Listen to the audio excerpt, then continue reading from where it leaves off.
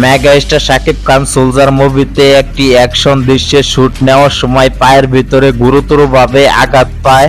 সাথে সাথে সোলজার মুভির পরিচালক সোলজার মুভির শুটিং থামিয়ে দিয়ে মেগা স্টার শাকিব খানকে সরাসরি হাসপাতালে নিয়ে যায়। এখন বর্তমান মেগা স্টার শাকিব খান আইসিইউতে ভর্তি আছে। মেগা স্টার শাকিব খান পায়ের ভিতরে চোট পাওয়ার কারণে এখন বর্তমান মেগা স্টার শাকিব খান ডাক্তারদের সেবায় অনেকটাই সুস্থ আছে। তার প্রথম স্ত্রী অপু বিশ্বাস তার সাথে দেখা করতে সরাসরি আইসিইউতে চলে যায়।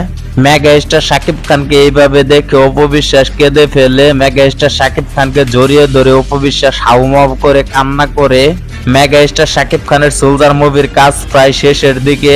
এখন বড় ধরনের একটি অ্যানাউন্সমেন্ট করে মেগা স্টার শাকিব খানের সোলজার মুভি কবে মুক্তি দিবে সিনেমা হলে সেই ডেটটা ফিক্স করবে, কিংবা ছোট্ট একটি টিজার কিংবা টিলার রিলিজ দিবে মেগা স্টার শাকিব খানের সোলজার মুভির।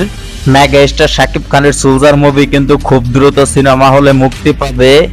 মেগা স্টার শাকিব খানের সোলজার মুভির পুরো শুটিং কমপ্লিট, প্রায় শেষের দিকে। অ্যাকশন দৃশ্যে একটি শুট বাকি আছে, আরেকটি গানের শুটিং করা বাকি আছে মেগা স্টার শাকিব খানের সাথে। এখন মেগা স্টার শাকিব খান সুস্থ হয়ে মেগা স্টার শাকিব খানের সোলজার মুভির কাজ যেটুক শুটিং বাকি ছিল সেটুক শুটিং কমপ্লিট করে দিবে।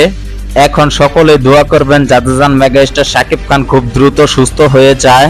আর আমার মতো কে কে মেগা স্টার শাকিব খানের সোলজার মুভিটা দেখার জন্য এক্সাইটেড হয়ে বসে আছেন, অবশ্যই কমেন্ট বক্সে আপনাদের মতামতটা জানিয়ে যাবেন।